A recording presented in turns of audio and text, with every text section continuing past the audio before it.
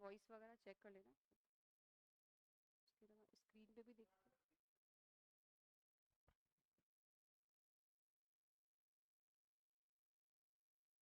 Hello everyone. तो weekly current affairs की series में आप सभी का वेलकम है। जैसा कि वीकली करंट अफेयर्स को हम हर मंडे को लेते हैं, लेकिन सम टेक्निकल इशू की वजह से लाइव क्लास नहीं हो पाई, तो अभी हम रिकॉर्डेड क्लास ही लेने वाले हैं। ओके, तो वीकली करंट अफेयर्स में हम डिस्कस करने वाले हैं 17 अगस्त से लेकर 24, यानी 17 अगस्त से लेकर 24 अगस्त का करंट अफेयर्स आज के इस वीडियो में रहने वाला है। तो आज की क्लास जो है वो अपनी रिकॉर्डेड रहने वाली है, तो जो भी स्टूडेंट्स करंट अफेयर्स को रेगुलर लेते हैं उनको मैं बता दूं कि आज की जो क्लास है वो लाइव नहीं है। ओके, तो अभी हम क्या करेंगे करंट अफेयर्स के बाद में, जैसा कि मैंने बताया लास्ट में हम एमसीक्यू लेते हैं। तो एमसीक्यू को हम किस तरह से लेंगे, हम लास्ट में लेंगे, जैसे ही न्यूज हमारी कवर हो जाएगी उसके बाद हम एमसीक्यू लेंगे। ओके, और करंट अफेयर्स का सोर्स जो है, जो हमेशा मैं आपको बताती हूँ, पीआईबी, ठीक है, सूजस और जितनी भी ऑथेंटिक वेबसाइट्स है उसमें हम करंट अफेयर्स को कवर करते हैं। तो टोटली जो है आरएएस 2026 को टारगेट करते हुए हमारी न्यूज रहने वाली है, और जो एमसीक्यू है वो बिल्कुल आरपीएससी के पैटर्न पर रहने वाले हैं। तो स्टार्ट करते हैं। हम्म, तो स्टार्ट करते हैं आज की पहली न्यूज।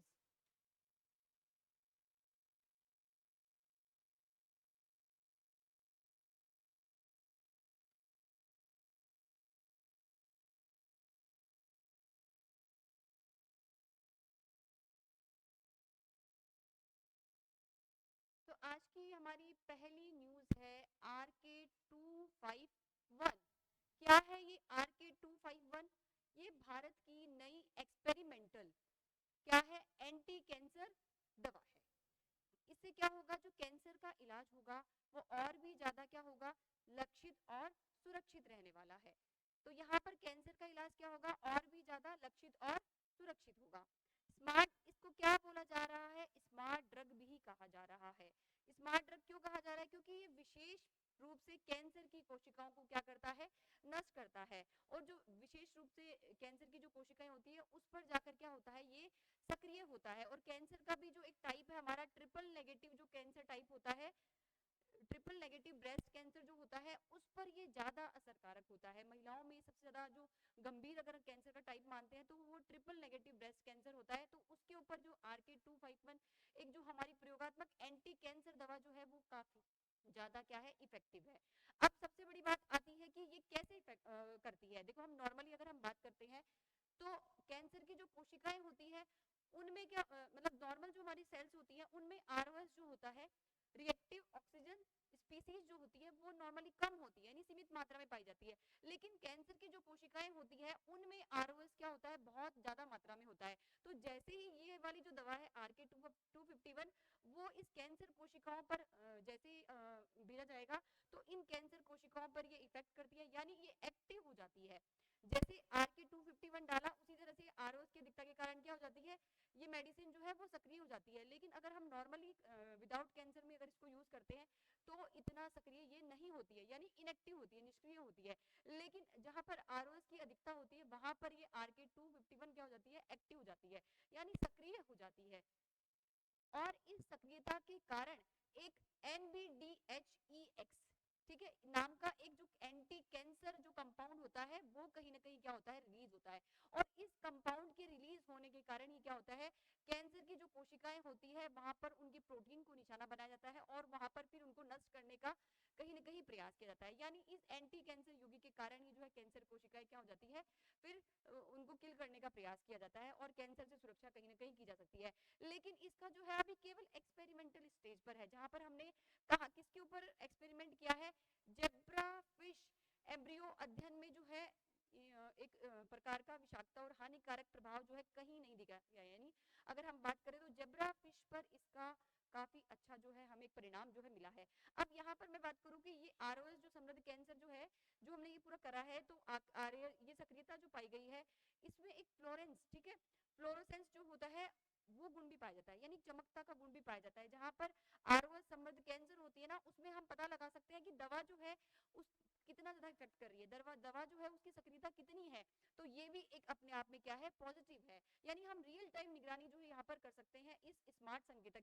सहायता से फ्लोरोसेंस परीक्षण में।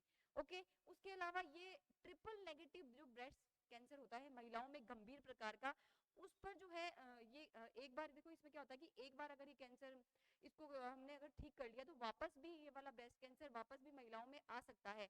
तो यहाँ पर क्या होता है कि दोबारा शक्तिशाली प्रभाव इसका देखा गया, लेकिन अगर इस पर ये RK251 जो है वो असर कर जाती है तो कहीं ना कहीं जो हमारा ये प्रॉब्लम है वो सॉल्व हो सकता है। अब बात करते हैं कि ये भाई विकसित किसने करी है, इसका डेवलपमेंट जो है वो किया है IASST यानी Indian advance institute of Indian advance science technology, ठीक है,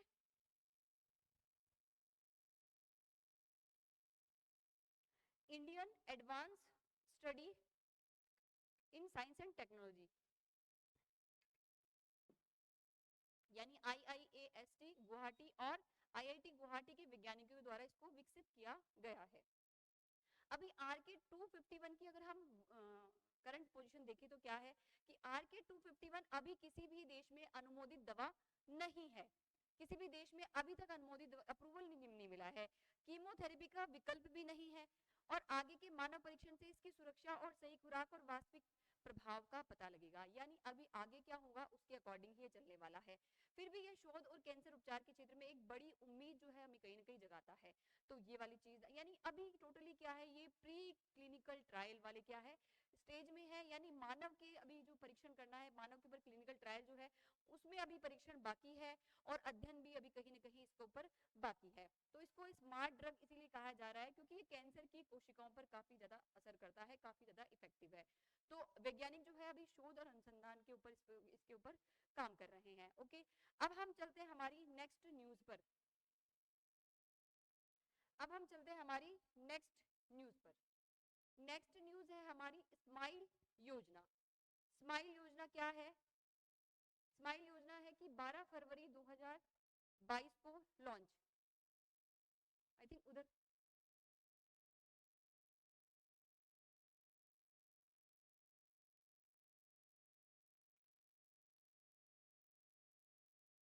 22 फरवरी।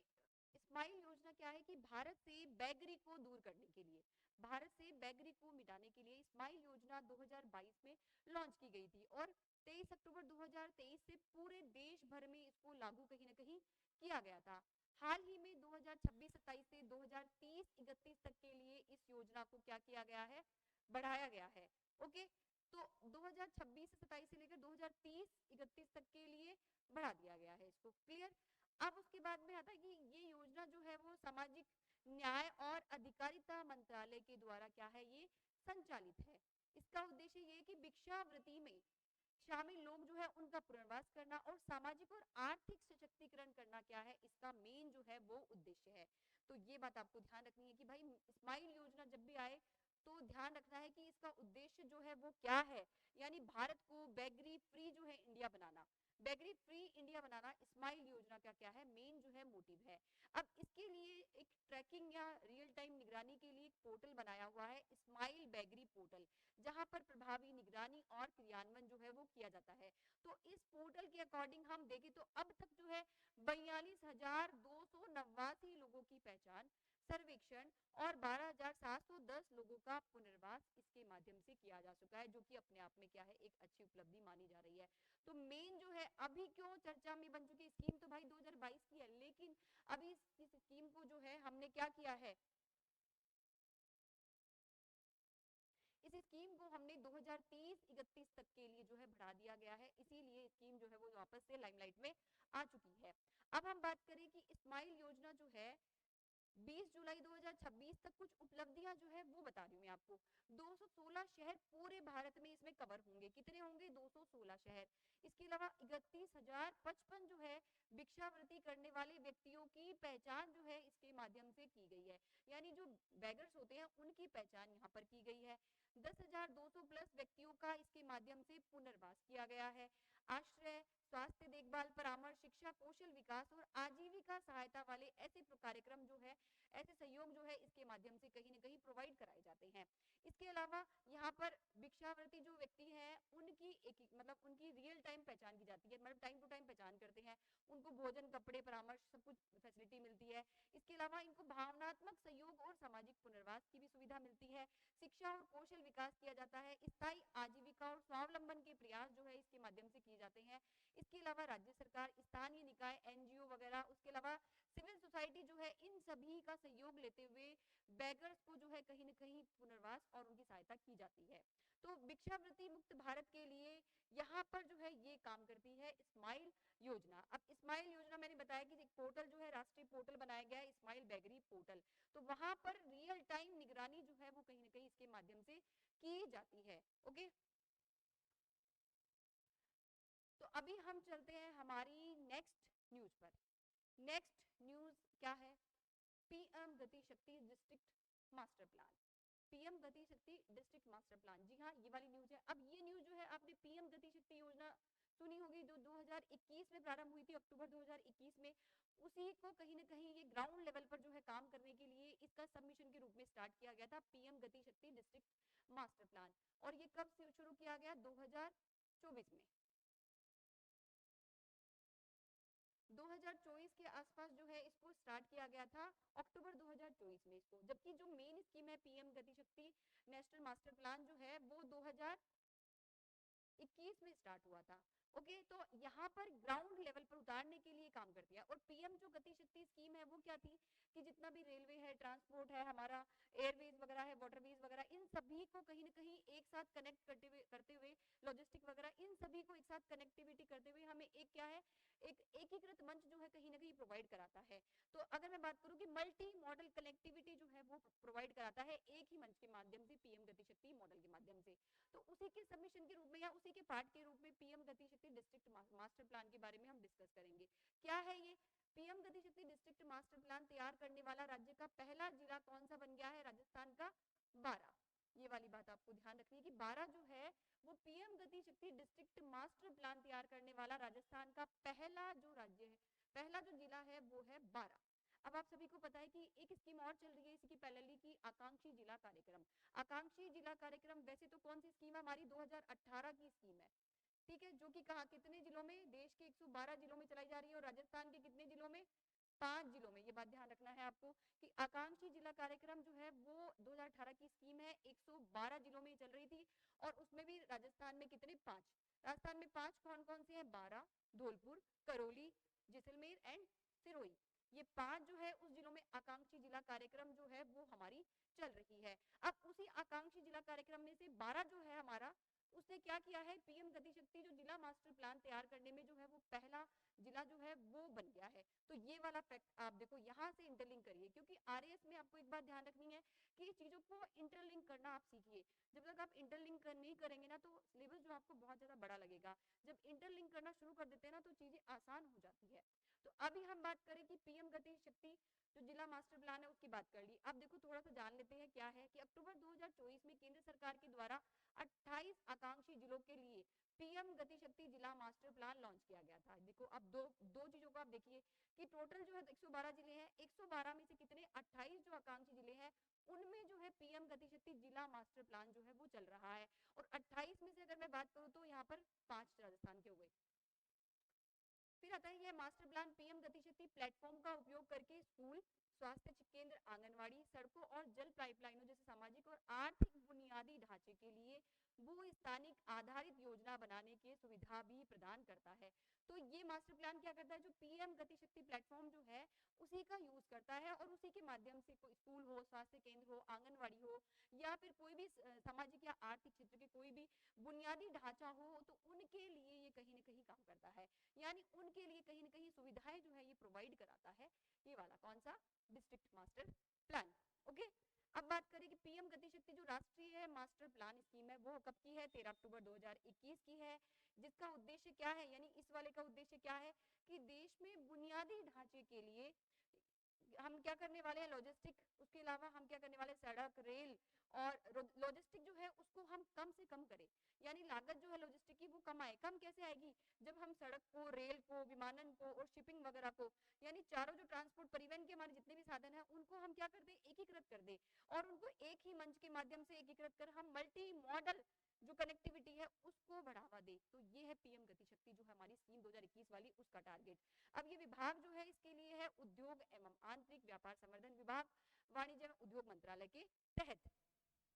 अब इस प्लान के तहत क्या होगा कि 44 जो केंद्रीय जो मंत्रालय है, हमारी सेंट्रल की जो मिनिस्ट्री है कितनी 44, और साथ में सारे राज्य और केंद्र शासित प्रदेश जो है उन सभी को शामिल यहाँ पर किया गया है। तो ये वाली चीज यहाँ पर इंपॉर्टेंट रहती है। राजस्थान की एग्जाम्स के परस्पेक्टिव से इंपॉर्टेंट न्यूज कि 12 जो है वो पीएम गति शक्ति डिस्ट्रिक्ट मास्टर प्लान तैयार करने वाला पहला जो है वो जिला है। अब हम चलते हैं हमारी नेक्स्ट न्यूज। नेक्स्ट न्यूज है प्रबल।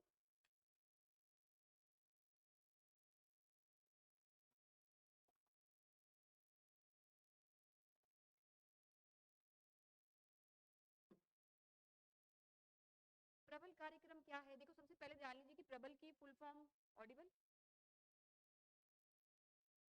प्रबल कार्यक्रम क्या है?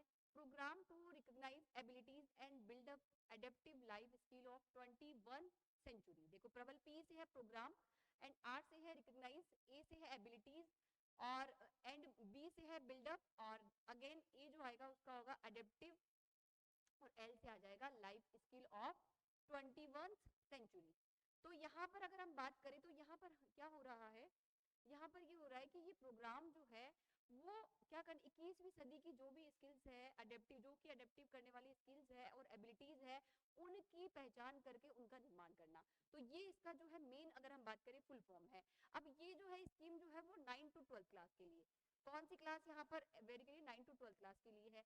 स्कूली शिक्षा विभाग के द्वारा जो पीएम श्री जो योजना है उसके तहत इसका संचालन किया जा रहा है।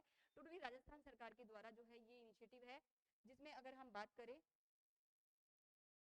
तो यहाँ पर स्कूली शिक्षा विभाग के द्वारा जो है स्टार्ट किया गया। प्रबल कार्यक्रम के तहत क्या किया जाएगा कि विद्यार्थी जो है उनको 14 महत्वपूर्ण यानी 14 जो महत्वपूर्ण कौशल है उनसे जोड़ा जाएगा, यानी विद्यार्थियों को 14 महत्वपूर्ण जो कौशल है, स्किल्स है, वो सिखाए जाएंगे, उनकी ट्रेनिंग दी जाएगी, जिसको 3 श्रेणियों में विभाजित किया गया, skill for life, skill for work and scheme for sustainable. तो यहाँ पर अगर मैं बात करूँ तो 14 जो है वो करवाए गए हैं, 14 स्किल जो है वो स्टूडेंट्स को सिखाए जाएंगे।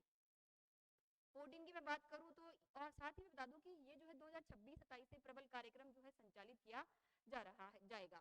विद्यार्थियों को बुनियादी क्षमताओं को पहचान की जाएगी। आफ्टर दैट जीवन कौशल, नेतृत्व है, उसके अलावा जो नागरिक बोध होता है, रोजगार परक कोई भी दक्षता है, आवश्यक क्षमताएं जो है वो सृजन की जाएगी, यानी यहाँ पर ये इसका मेन जो है वो मोटिव निकल कर आता है।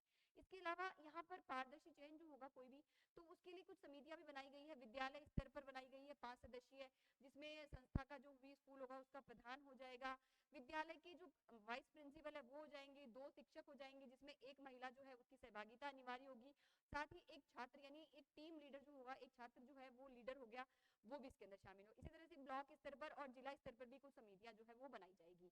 अब मैं बात करूं 14 जो स्किल है यहाँ पर जो सिखाए जाएंगे उसकी बात हम कर लेते हैं। 14 जो स्किल है उसमें पहला आता है सेल्फ अवेयरनेस, जिसमें यानी खुद की पहचान वगैरह और साथ में आत्मविश्वास को बढ़ाना सिखाया जाएगा। फिर आएगा कम्युनिकेशन स्किल, यानी किस तरह से बात की जाए, विचारों को किस तरह से आप डिलीवर कर पाते हैं वो सिखाया जाएगा। फिर आएगा एम्पैथी, यानी दूसरों की भावनाओं को किस तरह से समझा जाए, एम्पैथी। देन टीम वर्क, यानी आप एक टीम में किस तरह से काम करेंगे, समूह में आप सहयोग से किस तरह से काम करेंगे, ये चीज सिखाया जाएगा। क्रिटिकल थिंकिंग, क्रिटिकल थिंकिंग हो गया कि कोई आप किस तरह से विश्लेषण कर पा रहे हैं, तर्क कर पा रहे हैं, तो वो सिखाया जाएगा। इसके अलावा मैं बात करूँ रिजाइलेंस, ठीक है, तो उसमें यहाँ पर मैं बात करूँ तो चुनौतियां जो है उनका आप किस तरह से सामना करेंगे वो हो गया। लीडरशिप स्किल, नेतृत्व के गुण सिखाए जाएंगे। इसके अलावा सिटीजनशिप स्किल, जिसमें आप नागरिक जो है अच्छा नागरिक कैसे बने, आप दूसरों के साथ किस तरह से बिहेव करें, वो सब आ गया। एथिकल वैल्यूज, यानी आपके अंदर कितनी जो है नैतिकता के गुण जो है वो सिखाए जाएंगे।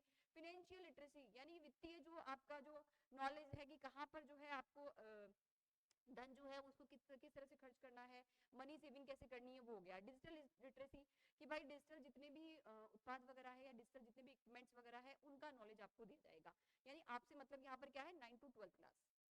Got it. फिर उसके बाद में है क्लाइमेट चेंज, यानी पर्यावरण में किस तरह से जलवायु परिवर्तन हो रहा है, पर्यावरण की रक्षा कैसे की जाए, ये सारे जो है 14 जो स्किल है इनके बारे में इनको नॉलेज जो है वो प्रोवाइड किया जाएगी। तो ध्यान रखना है कि इसके तहत कितने स्किल है, 14 स्किल, 14 स्किल। ये इंपॉर्टेंट फैक्टर 14 कौन कौन से हैं, ये वाले जो अपन ने भी डिस्कस करे हैं। अब हम चलते हैं हमारी नेक्स्ट न्यूज पर। नेक्स्ट न्यूज है ब्रिक्स पर्यटन मंत्रियों की बैठक। अब हाल ही में क्या हुआ है, ब्रिक्स जो पर्यटन मंत्री है उनकी बैठक जो है वो जयपुर में आयोजित हुई है 21 से 22 अगस्त, ठीक है। तो ये केंद्रीय जो संस्कृति और पर्यटन मंत्रालय है इसके द्वारा जो है वो ऑर्गेनाइज की गई है। अब बैठक का जो मुख्य परिणाम जो आया है वो आया है जयपुर घोषणा पत्र। उसमें 4 जो है वो आउटकम निकल कर आए हैं। सबसे इंपॉर्टेंट जो है वो इस न्यूज में यही है कि 4 आउटकम क्या है जयपुर घोषणा पत्र के, जो कि ब्रिक्स की पर्यटन मंत्रियों की कार्य समूह की जो बैठक हुई है उसमें 4 आउटकम्स ये आए हैं जयपुर घोषणा पत्र के कि आर्टिफिशियल इंटेलिजेंस और पर्यटन, यहाँ पर फिर आता है सस्टेनेबिलिटी और रिस्पॉन्सिबल पर्यटन, यानी सतत और जिम्मेदार पर्यटन की बात की गई है। फिर आता है पर्यटन कौशल एवं क्षमता निर्माण की बात की गई है। फिर चौथा आता है पर्यटन आदान प्रदान एवं निर्बाध यात्रा सुविधा, यानी हम पर्यटन में आर्टिफिशियल इंटेलिजेंस का कैसे यूज करें, साथ ही पर्यटन को हम जिम्मेदार और सतत कैसे बनाएं, साथ ही पर्यटन में हम कौशल और क्षमताओं का निर्माण हम किस तरह से करें, पर्यटन में हम आदान प्रदान और निर्बाध यात्रा, यानी कहीं पर भी हम निर्बाध यात्रा कर पाए एक जगह से दूसरी जगह पर। तो ये सब चीजें जो है इसमें प्राथमिकताएं तय की गई है 4, जिसे को जयपुर घोषणा पत्र का मेन जो आउटकम है वो यही है। ओके, अब देखो थोड़ा सा ब्रिक्स, अब जब ये मीटिंग हुई थी इससे पहले एक मीटिंग और हुई थी 19-20 अगस्त को, जो कि क्या थी, पर्यटन मंत्रियों के कार्य समूह की बैठक थी। वो भी हम थोड़ी सी देखेंगे क्योंकि मिक्स बच्चों की क्या हो रहा है, थोड़ा सा मिक्स हो रहा है। अभी क्या हो रहा है कि सितंबर, देखो एक फैक्ट और जान लीजिए कि जो सितंबर आएगा अभी, तो सितंबर में क्या होने वाला है, ब्रिक्स की मीटिंग होने वाली है 12 से 13 सितंबर के आसपास। जो मेन ब्रिक्स समिट है उसकी दिल्ली में जो है मीटिंग होने वाली है। तो उससे पहले क्या हो रहा है, जगह जगह जो है वो मीटिंग्स हो रही है, लखनऊ में भी हुई है, अहमदाबाद में हुई है, लेकिन हम आरएस के अकॉर्डिंग देखें तो राजस्थान में कौन सी हुई है वो हमारे लिए क्या इंपॉर्टेंट जाती है। और फिर जो मेन जो दिल्ली में होगी वो इंपॉर्टेंट, काफी इंपॉर्टेंट हो जाएगी। तो दिल्ली में जो हो रही है उसी का जो है कहीं ना कहीं एक सपोर्ट जो है ये प्रदान करती है। तो अब 12 से 13 सितंबर को ये ब्रिक्स का कौन सम्मेलन होने वाला है, 18वां सम्मेलन, ये भी ध्यान रख लेना। अब जो होगा ब्रिक्स का 18वां सम्मेलन, अब देखो इनिशियली तो ब्रिक्स में 4 से थे, फिर 5 हुए, उसके बाद आज अगर हम बात करें तो ब्रिक्स के बारे में थोड़ा जान लेते हैं कि ब्रिक्स जो है अभी 11 मेंबर वाला क्या है, एक ग्रुप है। यानी ब्रिक्स में टोटल कितने मेंबर है, 11 मेंबर। उसमें अगर मैं बात करूं तो ब्राजील हो गया, रूस हो गया, भारत हो गया, चाइना हो गया, साउथ अफ्रीका हो गया, ठीक है। ये 5 तो ये वाले हो ही गए। उसके बाद में जो जुड़े हैं वो आ गया हमारा इजिप्ट, मिस्र आ गया, इथोपिया आ गया, ईरान आ गया, सऊदी आ गया, सऊदी अरब, और यूएई यानी संयुक्त अरब अमीरात, देन आ गया इंडोनेशिया। तो इस तरह से 11 जो देश हैं वो हुए। अब जब ये मीटिंग जो हुई थी हमारी 21 से 22 अगस्त, तो इन 11 मेंबर्स में से 9 जो देश है उनकी भागीदारी जो है वो देखी गई है। टोटल कितने देशों ने भागीदारी की है, राजस्थान वाले में 9 देशों ने भागीदारी की है। तो मैं बात करूं यहाँ पर 9 देश कौन कौन से थे, भारत तो था ही जैसे, देन ब्राजील, ईरान, दक्षिणी अफ्रीका, संयुक्त अरब अमीरात, चाइना, इथोपिया, इंडोनेशिया और रशिया। इस तरह से 9 देशों ने जो है इसमें भाग लिया है। और अध्यक्षता वो मैंने बताई दिया, केंद्रीय संस्कृति और पर्यटन मंत्री थे, उनके द्वारा गजेंद्र सिंह शेखावत के द्वारा अध्यक्षता की गई थी। जयपुर घोषणा पत्र में 4 जो प्राथमिकताएं हैं वो जो है ये बताई गई थी, ठीक है। इसके बारे में अपन ने डिस्कस कर ही लिया। इसके अलावा ये मैंने आपको बताया कि अभी 12 से 13 सितंबर को मुख्य जो 18वां ब्रिक्स समिट होने वाला है वो तब होने वाला है। ओके, अब देखो इसी से रिलेट करती हुई एक और न्यूज है हमारी कि ये जो दूसरी ब्रिक्स पर्यटन कार्य समूह की बैठक, देखो अभी 19 से 20 अगस्त को जो है पर्यटन कार्य समूह यानी working group, tourism working group की जो है बैठक हुई थी अगस्त में। लेकिन इससे पहले एक और भी हो चुकी है मई 2026 में, जो क्या थी, वर्चुअली आयोजित की गई थी, पहली मीटिंग थी वर्चुअली आयोजित की गई थी मई 2026 में भी, और उसी से रिलेटेड ये दूसरी मीटिंग थी। अब इस मीटिंग, ये मीटिंग जो है हमारा जो अभी हुई है ना 21 और 22 वाली, जो इससे पहले अपन पढ़ के आए हैं पर्यटन मंत्रियों वाली बैठक, उसके लिए कहीं ना कहीं एक सपोर्ट तैयार करती है। और जो हमने 4 जो विषय पढ़े थे, जो जयपुर घोषणा पत्र के आउटकम्स आए हैं, उनकी आधारशिला जो है वो इसी समिट में रखी गई थी, जिसमें हम कृत्रिम बुद्धिमत्ता और पर्यटन की बात करते हैं, सतत और जिम्मेदार पर्यटन की बात करते हैं, पर्यटन कौशल और विकास की बात करते हैं, निर्बाध यात्रा सुविधा की बात करते हैं। तो ये चारों जो आउटकम्स आए थे वो यहीं पर उसका आधार जो है वो तैयार किया गया था। तो से 20 अगस्त के बीच में आयोजित, वही जयपुर में हुआ था, पर्यटन मंत्रालय भारत सरकार के द्वारा हुआ था। पहली कार्य समूह या बैठक 25 मई 2026 को वर्चुअली आयोजित की गई थी। इस वर्किंग ग्रुप की बैठक के निष्कर्षों ने ही 31 अगस्त 2026 को आयोजित जो मुख्य ब्रिक्स पर्यटन मंत्रियों की बैठक और उसमें पारित जयपुर घोषणा पत्र के लिए क्या है, एक आधार जो है वो कहीं ना कहीं तैयार किया था। ठीक है, तो ये समझ में आया कि दो मीटिंग्स अलग अलग है, एग्जाम में आपको कंफ्यूज नहीं हो रहा है, पर्यटन मंत्रियों वाली अलग है, एक्शन ग्रुप वाली क्या है, अलग है। अभी लाइव क्लास नहीं हो रही है ना, तो बड़ा मतलब वो लग रहा है, क्योंकि लाइव क्लास में क्या होता है, आप सब लोग जुड़ते हैं, इंटरेक्शन होता है, काफी अच्छा लगता है, तो सब बच्चे जुड़ते हैं, कमेंट आते हैं आप लोगों के, काफी सही लगता है, उससे पता भी लग रहा है कि आपको समझ में कितना आ रहा है। तो कुछ टेक्निकल इशू की वजह से अपनी लाइव क्लास जो है वो नहीं हो पा रही है, तो आज आप जो है रिकॉर्डेड से ही काम चला लीजिए। प्लस में एमसीक्यू जब लेते हैं तो फिर आपका पार्टिसिपेशन मुझे अच्छे से दिखता है कि हाँ बच्चे जो है वो काफी अच्छे से, बच्चों को कितना समझ में आया है।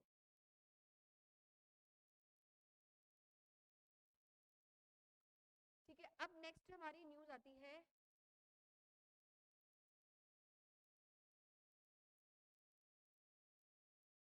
राष्ट्रीय शिक्षक पुरस्कार 2026। देखो राष्ट्रीय शिक्षक पुरस्कार हाल ही में जो है इनका अनाउंसमेंट किया गया है। ये पुरस्कार जो है वो शिक्षा मंत्रालय के तहत विद्यालय शिक्षा एवं साक्षरता विभाग के द्वारा प्रति वर्ष, देखो ये बात ध्यान रखिए कि प्रति वर्ष जो है इनका आयोजन किया जाता है, और वो भी कब, शिक्षक दिवस। शिक्षक दिवस पर इनका आयोजन जो है वो किया जाता है। अब शिक्षक दिवस कब मनाते हैं, 5 सितंबर। ओके, तो शिक्षा मंत्रालय के विद्यालय शिक्षा और साक्षरता विभाग के द्वारा जो है प्रतिवर्ष इसका आयोजन होता है। इसका उद्देश्य ये है कि देश के जो सर्वश्रेष्ठ शिक्षक होते हैं उनका विशिष्ट योगदान जो है उनको देखना, पहचानना, और उसके बाद उनको जो है उनके समर्पण और परिश्रम को सम्मानित इसके माध्यम से किया जाता है। तो वर्ष 2026 में क्या हुआ है, टोटल 48 जो शिक्षक है, टीचर्स है, उनको सम्मानित किया जाएगा। उनमें से राजस्थान के कितने हैं, 2। ये बात आपको ध्यान रखनी है, और 2 भी कौन है, एक तो है दिव्येंदु सेन, डॉक्टर दिव्येंदु सेन, और दूसरा है डॉक्टर वर्तिका गुलाटी। ओके, तो अभी हम बात करें कि जिला, राज्य और राष्ट्रीय स्तर पर 3 चरणों वाली चयन प्रक्रिया से टोटल 48 शिक्षकों का चयन 2026 में किया गया है। और ये जो 48 जो शिक्षक है उनमें से 27 राज्य, 7 केंद्र शासित प्रदेश और 6 संगठन जो आते हैं केंद्र सरकार के, उनमें से लिया गया है इन 48 जो चयन किया गया है ना उनका। कार्यक्रम में प्रत्येक पुरस्कार विजेता के द्वारा किए गए जितने भी अनुकरणीय कार्य है, यानी जो सराहनीय कार्य है, उनको दर्शाने वाले जो लघु वृत्त चित्र है उनको प्रदर्शित किया जाएगा।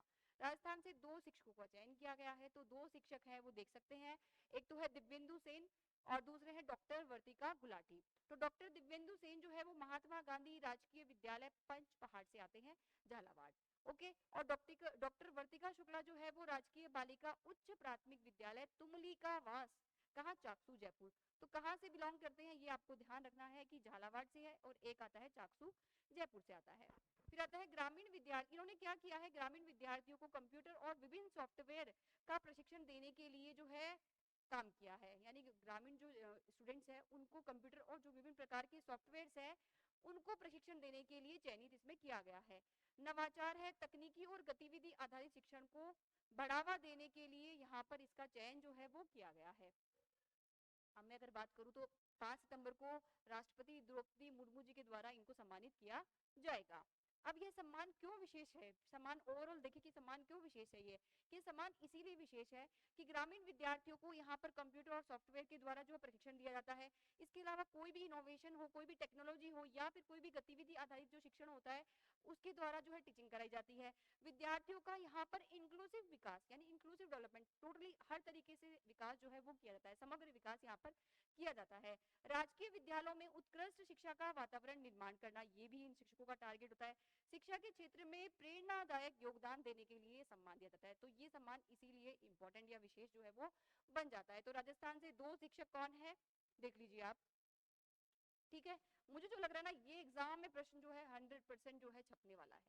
आरएएस प्री 2026 में मानकर चलिए कि ये क्वेश्चन जो है वो एग्जाम पेपर में आपको डेफिनेटली देखने को मिलेगा, 100% मान के चलिए आप। ठीक है, डॉक्टर दिव्येंदु सेन और वर्तिका गुलाटी।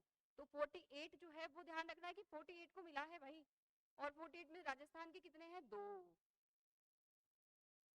कुछ भी फैक्ट पूछा जा सकता है, सारा मैंने आपको कवर करा दिया, चाहे वो स्टेटमेंट बेस्ड आए या फिर मिलान करने वाला आए, कुछ भी आए, ठीक है, वो आरपीएससी पे डिपेंड करेगा। लेकिन प्रकृति कुछ भी हो, अगर न्यूज को अच्छे से कवर कर लोगे तो फिर एमसीक्यू किसी भी कैटेगरी का आए, स्टेटमेंट बेस्ड आए या फिर मिलान करने वाला आए या कोई सा भी आए, वो आप कर जाएंगे। नेक्स्ट हमारा आता है शेखावाटी हवेली। नेक्स्ट न्यूज हमारी आती है शेखावाटी हवेली संरक्षण योजना। शेखावाटी हवेली संरक्षण जो योजना है वो 2025-26 के बजट में राजस्थान सरकार के द्वारा घोषित की गई थी। अब अगर मैं बात करूं शेखावाटी जो स्कीम है हमारी, तो इसमें क्या होगा, जो शेखावाटी एरिया नहीं, सीकर चूरू झुंझुनू वाला एरिया है, शेखावाटी रीजन किसको बोलते हैं, सीकर चूरू और झुंझुनू वाला रीजन। और बांगड़ प्रदेश भी जो है, बांगड़ जो ज्योग्राफी में बांगड़ जो प्रदेश आता है, बांगड़ नहीं बांगड़, ठीक है, वो प्रदेश भी शेखावाटी एरिया को बोला जाता है। तो शेखावाटी जो एरिया है 2025-26 में ये वाली स्कीम जो है वो लॉन्च की गई थी। इस स्कीम में ये था कि शेखावाटी की, क्योंकि सबसे ज्यादा हवेलियां अगर हम देखें तो यहाँ पर शेखावाटी में पाई जाती है, तो इसीलिए शेखावाटी को ओपन आर्ट गैलरी बोला जाता है। क्यों? क्योंकि वहाँ पर हवेलियों का भित्ति चित्रांकन बहुत ही सुंदर और बेहतरीन दिखता है। वहाँ पर काफी यूनिक तरीके से जो है हवेलियों में काफी कलात्मक गतिविधियां देखने को मिलती है। तो इसीलिए भारत राजस्थान सरकार क्या कर रही है कि इन हवेलियों का हेरिटेज वॉकवे में, होटल्स वगैरह में, इसके अलावा फिल्म वगैरह की शूटिंग के हिसाब से जो है इनका डेवलपमेंट कर रही है। एक तो पर्यटन भी बढ़ेगा, साथ ही राजस्थान सरकार की जो है कहीं ना कहीं आय जो है वो भी बढ़ेगी, यानी राजस्व का सृजन भी देखने को मिलेगा, और साथ ही शेखावाटी एरिया को एक नई पहचान भी मिलेगी। तो इसके लिए राजस्थान सरकार ने शेखावाटी हवेली संरक्षण योजना जो है 2025-26 के बजट में जो है घोषित की थी। तो यहाँ पर शेखावाटी अंचल में हवेलियों का संरक्षण किया जाएगा, विकास किया जाएगा। तो यहाँ पर ये वाला डेटा, यानी हम क्या करेंगे 662